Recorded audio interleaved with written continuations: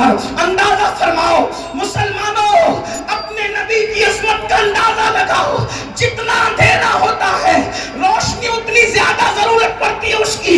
مثال کے طور پر اگر گھر میں روشنی کرنا ہو ایک بلب سے کام چل جائے گا، لیکن اگر میدان میں روشنی کرنا ہو تو بلب اس کو پورا نہیں کر سکتا. اللہ اللہ، جتنے انبیاء ہیں کوئی نبی عالمی نبی بن کر نہیں آیا.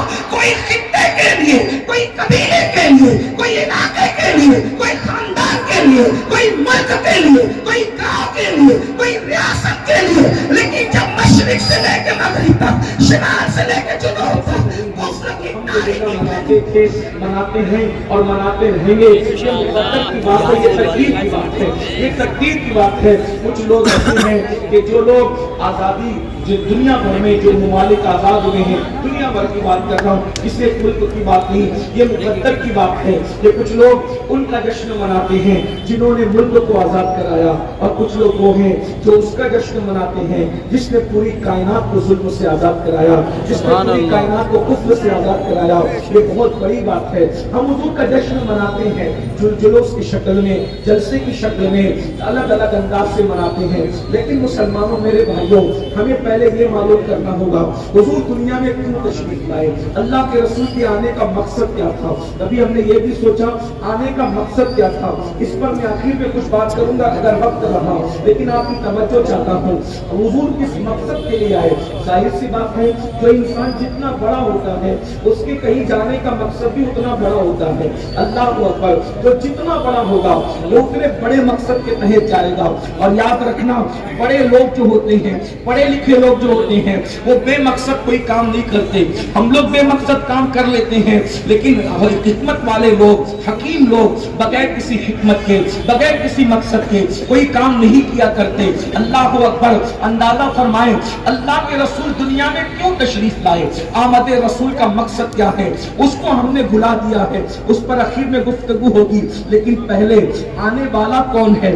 مقصد تو بہت بڑا لے کر کے آیا ہے، لیکن آنے والا کتنا بڑا ہے. اس کی وجہ یہ ہے، جب کسی کام کے لیے کسی کو میدان میں اتارا جاتا ہے، جب کسی کام کے لیے کسی کو میدان میں اتارا جاتا ہے اور وہ کام کرتا ہے، تو کام کرنے کے بعد جب وہ واپس آتا ہے تو اس کے بعد پھر اسی کام کو کرنے کے لیے جب دوسرے کو بھیجا جاتا ہے تو پھر اس کی طرح نہیں بھیجا جاتا. صرف سمجھانے کے لیے کہہ رہا ہوں، ملانے کے لیے. آپ کی توجہ، مثال کے طور پر آپ نے میدان میں کسی پہلوان کو اتارا اور سامنے پہلوان کھڑا ہوا تھا. یہ پہلوان گیا، اس نے اپنا کام کیا، ناکام نہیں ہوا، اس نے اپنا کام کیا. لیکن اپنا کام کرنے کے بعد جب وہ واپس پلٹا تو اب جب ادھر سے جو دوسرا جائے گا تو دوسرا اس سے طاقت میں زیادہ ہوگا، اس سے قوت میں زیادہ ہوگا. یہ بات آپ اچھی طرح جانتے ہیں، اصول ہے، دنیا کا اصول ہے، دستور ہے. مثال کے طور پر اللہ اکبر، یہ آپ نے پہلوانی کی بات سن لی. اسی طرح کرپشن کو لے لیں کہ آپ نے کسی سپاہی کو بھیجا، جاؤ جا کر کے یہ سب جو ہے وہ جوئے کی دکانیں بند کراؤ، شراب کی دکانیں بند کراؤ، زنا کے اڈے بند کراؤ. وہ گیا، اس کی بات لوگوں نے نہیں مانی، وہ واپس آیا. تو آپ کیا کریں گے؟ دوسرا اس سے بھاری بھرکم آدمی بھیجیں گے تاکہ اس کا رواب ہو، اس کی اپنی جگہ شخصیت ہو، اس کا اپنا انداز ہو. یعنی آنے والا جب پلٹ کر آ گیا تو اس کے بعد اس سے بہتر جائے گا. یہ دنیا کا دستور ہے بلا تمثیل. ایک اور بات سن لیں، مثال کے طور پہ آپ نے کوئی جلسہ سجایا، جلسے کے اندر ایک عنوان رکھا، ایک بندہ بول گیا، کچھ کمی رہ گئی، دوسرے کو بھیجیں گے تو اس سے بہتر تاکہ وہ اس کمی کو پورا کر سکے. پھر وہ بول گیا، پھر آپ اس کے بعد بھیجیں گے تو اس نے جو کمی رکھی تھی اس کمی کو بھیجنے والا اس سے زیادہ باصلاحیت بھیجیں گے. یہ ہے کہ نہیں ہے؟ لیکن جو آخری میں آئے گا وہ سب سے زیادہ باصلاحیت ہوگا تاکہ وہ سب کی کمی کو پوری کر سکے، سب کی کمی کا ازالہ کر سکے. اب آئیے بلا تمثیل، اس کائنات کے اندر کرپشن کو روکنے کے لیے، جرائم کو روکنے کے لیے، گناہ کو روکنے کے لیے، غلبہ دین کے لیے، اسلام کی اشاعت کے لیے اللہ اکبر، اللہ نے کم و بیش 1,24,000 اپنے نمائندوں کو بھیجا. کبھی حضرت آدم تشریف لائے، کبھی حضرت شیش تشریف لائے، کبھی حضرت نوح تشریف لائے، کبھی حضرت یوسف تشریف لائے، کبھی حضرت ابراہیم تشریف لائے، کبھی حضرت اسماعیل تشریف لائے، کبھی حضرت موسیٰ تشریف لائے، کبھی حضرت عیسیٰ تشریف لائے. سب آئے اور آنے کے بعد ہر نبی نے، اللہ کے بندے جو راستہ بھٹک چکے تھے ان کو ہدایت بنانے کے لیے بھرپور کوششیں کی اور وہ اپنی کوششوں میں کامیاب بھی رہے، لیکن وہ اللہ کے حکم کے پابند تھے۔ ہر بندہ خدا کے حکم کا پابند ہے۔ جب ان کا وقت پورا ہو گیا وہ واپس چلے گئے۔ اللہ اکبر، ایک گیا دوسرا آیا، ایک گیا دوسرا آیا، ایک گیا دوسرا آیا، لیکن جب 32 سال کی عمر میں کم و بیش اللہ نے اپنے پیغمبر کمالی بطول مریم سے پیدا ہونے والے کلمت اللہ روح اللہ حضرت سیدنا عیسیٰ علیہ السلام کو آسمان پر اٹھا لیا تو اس وقت کائنات کے اندر کفر، شرک، بد مذہبی، گندگی، زنا، شراب، جوا، ساری گندگی کائنات میں تو اللہ نے آخری نبی بنا کر کے میرے اور تمہارے رسول کو اس زمین کے اوپر بھیجا۔ اللہ اکبر! ارے جب بعد میں جو آتا ہے وہ پہلے والوں سے بہتر ہوتا ہے۔ 1,24,000 کم و بیش اپنا اخلاق، اپنا کردار، اپنا حسن، اپنا تقوی، اپنی پرہیزگاری کا لوہا منوا چکے تھے۔ آخری میں جس کو بھیجا اسے ساری صفات کا مظہر اتم بنا دیا۔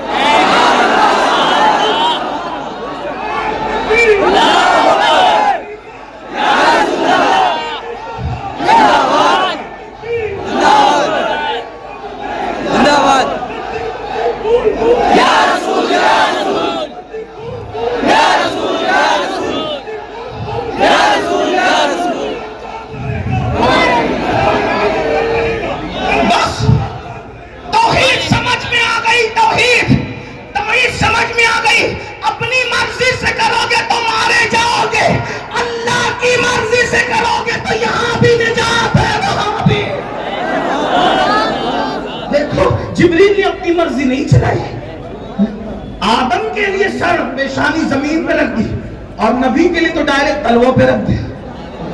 مولا سر تو بنایا تم نے، ہم کو سمجھ میں آ گیا اللہ اگر تجھے ماننا ہے تو اپنی نہیں چلانا، ورنہ یہ ساری ملا گیری اس طرح ختم ہوگی کہ کبھی کوئی مسلمان بھی نہ کہے گا۔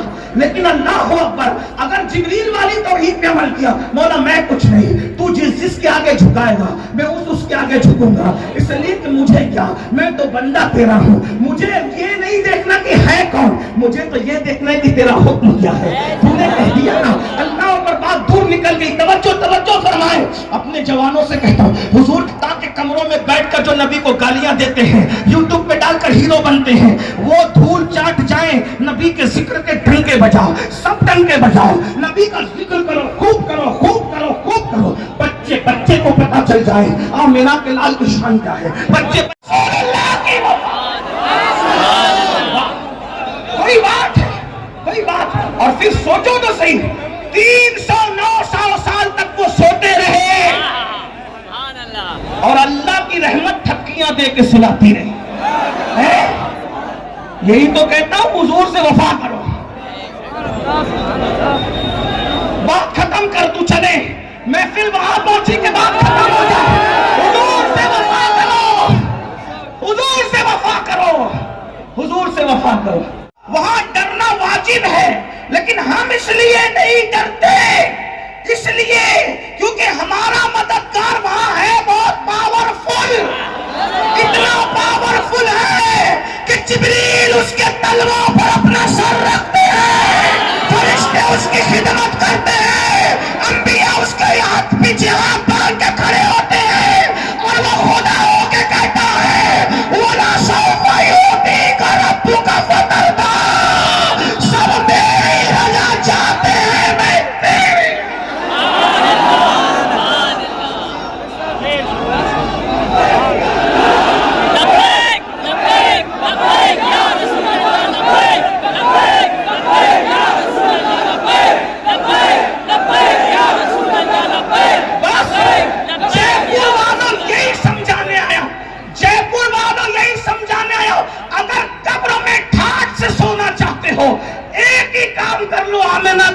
से वफादारी कर। इतने ठाठ से सोओगे, इतने ठाठ से सोओगे कि दुनिया में क्या हो रहा है, जलजले आ रहे, सूरज निकल रहे, सूरज डूब रहे, तुम्हें पता भी नहीं चलेगा। नौजवान सोच खाने वाला जो वफादार होगा ना, वफादार, बहुत बहुत बड़ी बात आई है। अगर जयपुर वाले महसूस करें, लंबी तकरीर की अहमियत नहीं है, तकरीर बड़ी बात की है। बात इतनी बड़ी आ गई है, इतनी बड़ी बात, ये बात बहुत बड़ी है, आपकी तवज्जो, बात बहुत बड़ी है। जो वफादार हो जाए, बस इस पर बात खत्म कर दूंगा। अब मुझे इजाजत नहीं है बोलने की, लेकिन इस पे बात खत्म कर दूंगा, क्योंकि बात उस मकाम पर आ गई है कि बड़ी बात के बाद फिर बड़ी बात नहीं हो सकती। अगर आदमी वफादार हो जाए, वफादार, तो अपने बाप को छोड़ देता है। समझो, बस इससे बड़ी बात नहीं है। दलील के साथ, हदीस की रोशनी में, बस ये मेरे दिल का दर्द है। शायद कुदरत को ये मंजूर था कि मैं इतना ही बोलूंगा, जितना ही बोलूंगा, लेकिन तवज्जो करें, अगर वफादार हो जाए इंसान, बाप को छोड़ देता है। पाप क्या चीज है? वफादार हो जाए आदमी, बाप को छोड़ देता है। पाप, हिंदी जानते हैं ना, पाप, गुनाह, बेशक गुनाह, पाप क्या चीज है? आदमी बाप को छोड़ देता है। और महबूब वफादार को कहता नहीं कि बाप छोड़ दे, आदमी वफा में छोड़ देता है। और वो छोड़ने का सिला वफा का मिलता क्या है, उसको सुने। हदीस पढ़ना, हदीस पढ़ना, तवज्जो। एक बच्चा बचपने में अपनी नानी के घर जा रहा है अम्मा के साथ, अचानक कुछ गुंडे आते हैं, काफिले पे हमला करते हैं, उस काफिले को लूट लेते हैं। लूटने में कुछ माल हाथ आता है, वो खूबसूरत बच्चा भी उनके हाथ।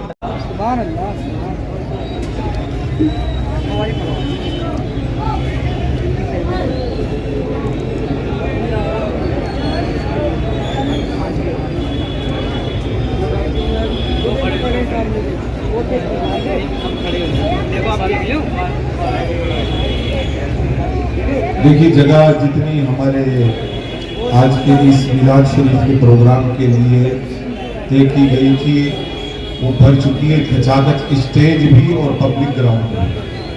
तो अपने आसपास वालों का ख्याल रखें, धक्का मुक्की ना करें, एक दूसरे को जगह देते रहें।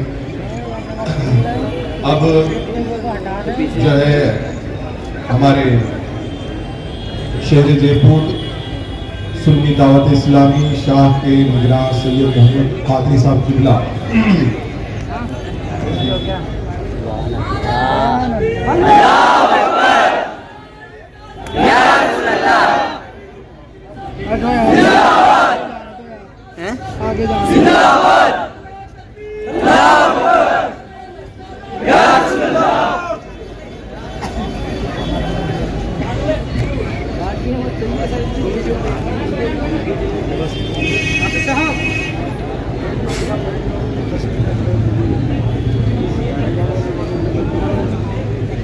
आज की इस मजलिस की रूह रवा आले नबी औलाद अली शहजादे गौसे आज़म सैयद अमीनुल कादरी साहब किबला कुर्सी खिताबत पर जलवा फरोज हो चुके हैं। अब पब्लिक में से शायद ही कोई ये चाह रहा होगा कि किसी दूसरे को पेश किया जाए, लेकिन आने वाले भी सैयद हैं और बुलाने वाले भी सैयद हैं। और हम तो सैयदों के गुलाम है ना। कौन कौन है सैयदों के गुलाम? हाथ उठा के बताओ। तेरी नस्ली पाक में है बच्चा बच्चा नूर का, तू है ने नूर तेरा सब घराना नूर का। तो आने वाले से पहले बुलाने वाले की बात सुन लेते हैं।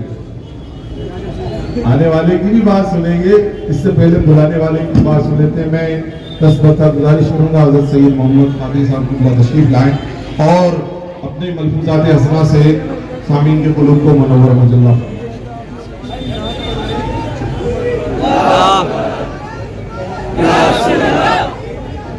जिंदाबाद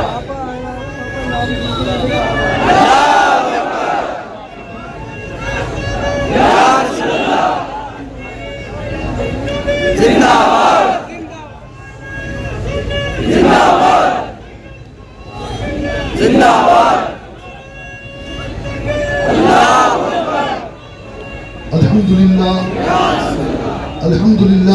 الخلق من عدم ثم الصلاة على المختار في القدم والآل والصحب ثم التابعين لهم أهل التقى والنقى والحلم والكرم أما بعد فأعوذ بالله من الشيطان الرجيم بسم الله الرحمن الرحيم إنا أرسلناك شاهدا ومبشرا ونذيرا لتؤمنوا بالله ورسوله وتعزروه وتوقروه صدق السلام علیکم ورحمۃ اللہ وبرکاتہ۔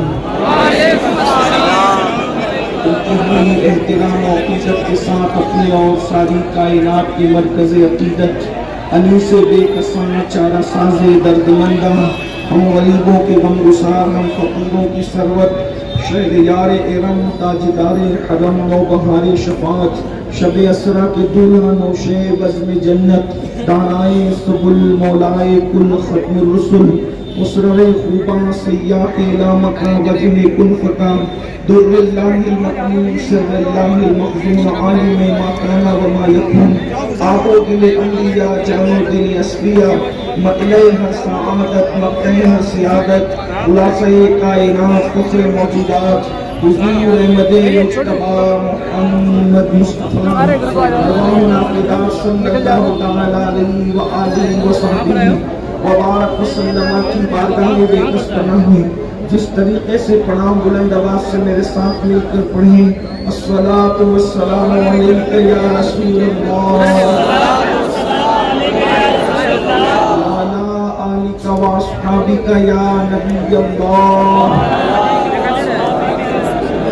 الصلاۃ والسلام علیک یا حبیب اللہ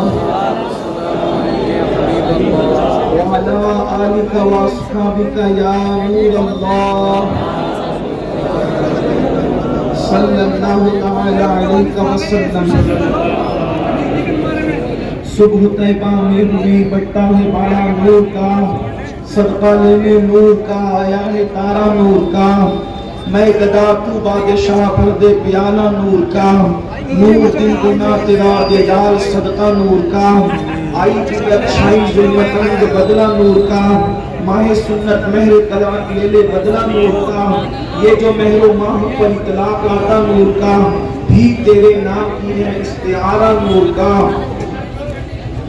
باغ طیبہ میں سہانا پھول پھولا نور کا، مستگو ہے بلبلے پڑتی ہے کلمہ نور کا، نور بنت نور زوج نور ام نور نور نور مطلق کی قمیض اللہ دے لمعہ نور کا، ایک سینے تک مشابہ وہاں سے پاؤں تک حسن سبتین ان کے جاموں میں ہے نیمہ نور کا، تیری نسل پاک میں ہے بچہ بچہ نور کا، تمہیں عین نور تیرا سر گھرانا نور کا، چاند جھک جاتا جدھر انگلی اٹھاتے مہد میں، کیا ہی چلتا تھا اشاروں پر کھلونا نور کا، کاف کے سور ہاں دہن یا ابو آنکھی عین سواب کاف ہائی عین صادر کا ہے چہنہ نور کا، اے رضا یہ احمد نوری کا فیض نور ہے، ہو گئی میری غزل پڑھ کر قصیدہ نور کا۔ آج کی یہ محفل جے پور کی سرزمین پر جشن میلاد النبی صلی اللہ علیہ وآلہ وسلم کے حوالے سے انعقاد پذیر ہے۔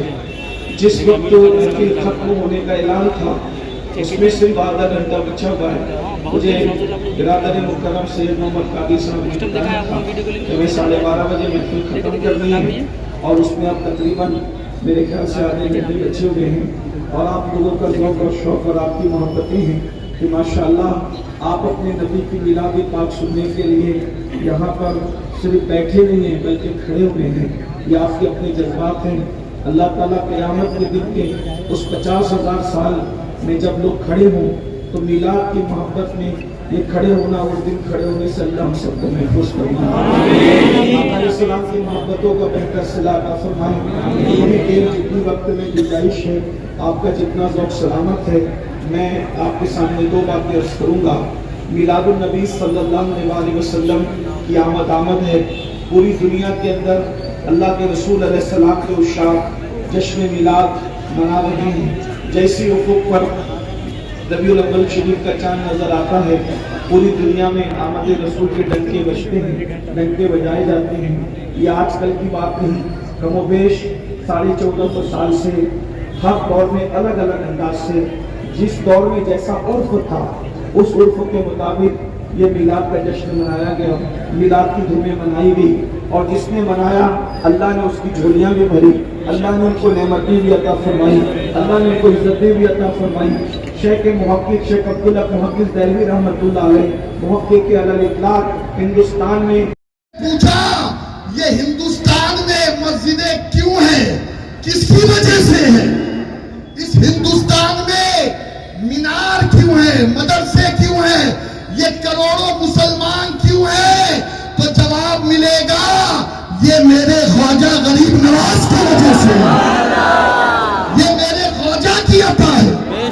اور میں کہتا ہوں وہ خواجہ صرف قرآن لے کر نہیں آیا، صرف نماز لے کر نہیں آیا، صرف سنتوں پہ عمل کرنا اس نے نہیں سکھایا، بلکہ خواجہ نے 900 سال پہلے بتا دیا کئی ایسے بدبخت پیدا ہوگے جو حسین پاک کی گستاخی کریں گے، سبحان اللہ، حسین پاک کی شان میں بے ادبی کریں گے، ان کے روضے پاک کی نقش کو معاذ اللہ بد جانور سے تشبیہ دیں گے۔ تو میرے خواجہ نے ہندوستان والوں کو 900 سال پہلے عقیدہ دے دیا کہ دین است حسین،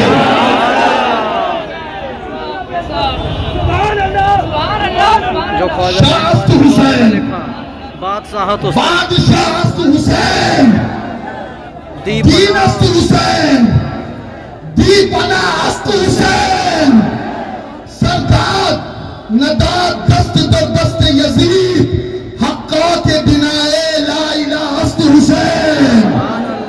اور اس ربائی کے بارے میں ایک بات کہہ دوں، اگر کسی کو پتہ نہ ہو تو یہاں تاج الشریعہ کے خلیفہ بیٹھے ہیں، سبحان اللہ، تاج الشریعہ سے سوال ہوا حضور اس ربائی کے بارے میں آپ کیا فرماتے ہیں؟ اس لیے کہ یہ جو اخیر میں ہے نا حقا کے بنائے لا الہ است حسین، یہاں آ کر تھوڑا سا آدمی چکراتا ہے، لیکن چکر مت کھاؤ، ان کی کشتی بھور میں گھومتی ہے جنہیں بریلی کا فیض نہیں ملا ہے۔ ہمارے لیے تو رضا علی، نقی علی، احمد رضا، حسن رضا، حامد رضا، مصطفیٰ رضا، ابراہیم رضا، ریحان رضا، سبحان رضا، اختر رضا، اور ان کا فیض آج بھی جاری ہے۔ کیا کہا حضور یہ شعر صحیح ہے؟ تو میرے تاج الشریعہ نے جواب دیا، تاج الشریعہ نے کہا یہ شعر بالکل درست ہے، اس شعر میں کوئی کیل و کال کی گنجائش نہیں۔ اب بات سمجھ جانا دوستو، بہت سارے لوگ آئیں گے جو دین سے بھٹکانے کی کوشش کریں گے، لیکن وہ سبق جو ہمیں بتایا، جو سبق سکھایا ہے ہمیں خواجہ غریب نواز نے، وہ سبق یاد رکھنا۔ وہ سبق کیا ہے کہ ہمارا دین، لوگ کہتے ہیں نبی کا خیال نماز میں آئے تو نماز نہیں ہوتی، معاذ اللہ، وہ نماز شرک کی طرف لے جاتی، کہتے ہیں نا۔ میں کہتا ہوں نادانو، تم نے حدیث پڑھی ہی نہیں، سنی ہی نہیں، سمجھی نہیں۔ آقا فرماتے ہیں کہ نماز ایسے پڑھو، صلو کما رأیتمونی اصلی، نماز کیسے پڑھو؟ اپنی مرضی سے نہیں پڑھو، اپنے اعتبار سے نہیں پڑھو، جیسے مجھے پڑھتا دیکھتے ہو، سبحان اللہ، جیسے مجھے پڑھتا دیکھتے ہو۔ تو ایک اور بات آگے بڑھ کے کہوں کہ تمہاری نماز وہ تمہاری ہوگی جس میں خیال رسول نہ آئے، ہماری وہ نماز ہے کہ خیال رسول بھی ہے اور خیال امام حسین بھی ہے۔ اس لیے کہ نبی نے فرمایا کہ نماز ایسی پڑھو جیسے مجھے، تو ہم نے دیکھا کہ نبی رکوع میں ہے تو حسین سامنے ہے، نبی سجدے میں ہے تو امام حسین سامنے ہے۔ تو بتائیے نبی کی